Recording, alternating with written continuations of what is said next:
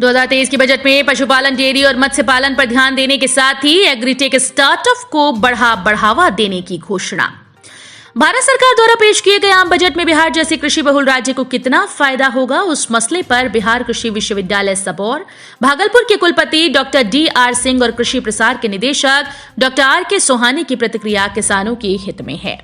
बाढ़ और सुखाड़ जैसी आपदा को झेलते बिहार में केंद्र सरकार का ग्रीन बजट फायदेमंद हो सकता है।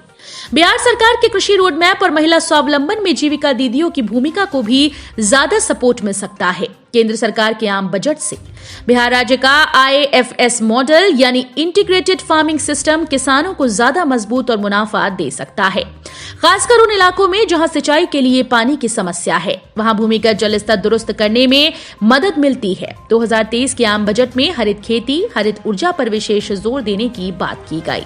किसानों के लिए कृषि वर्धक निधि की बात की गई, उसके जरिए कृषि संबंधित स्टार्टअप को बढ़ावा दिया जाएगा। कृषि स्टार्टअप के लिए डिजिटल एक्सेलेरेटर फंड भी बनाने की बात हुई। प्रधानमंत्री मत्स्य योजना के लिए 6,000 करोड़ की राशि का प्रावधान किया गया। आम बजट में किसानों के लिए कृषि क्रेडिट कार्ड 20 लाख करोड़ तक बढ़ाने की बात की गई। बजट में मोटे अनाज के उत्पादन को बढ़ावा देने की बात की गई। बागवानी की उपज के लिए 2,200 करोड़ की राशि का प्रावधान किया गया। खेती के लिए डिजिटल बुनियादी ढांचा बढ़ाने, साथ ही खेती में आधुनिक तकनीक का ज्यादा इस्तेमाल पर जोर देने की बात हुई। 2023 के बजट में पशुपालन, डेयरी और मत्स्य पालन पर ध्यान देने के साथ एग्रीटेक स्टार्टअप्स को बढ़ावा देने की घोषणा हुई।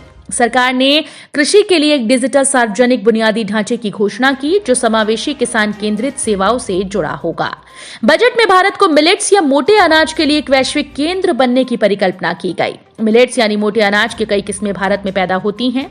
बिहार के दक्षिणी इलाकों के लिए IFS मॉडल में एक ही जगह पर बजट में समाहित प्रावधानों के तहत ज्यादा मुनाफे की संभावना प्रबल है।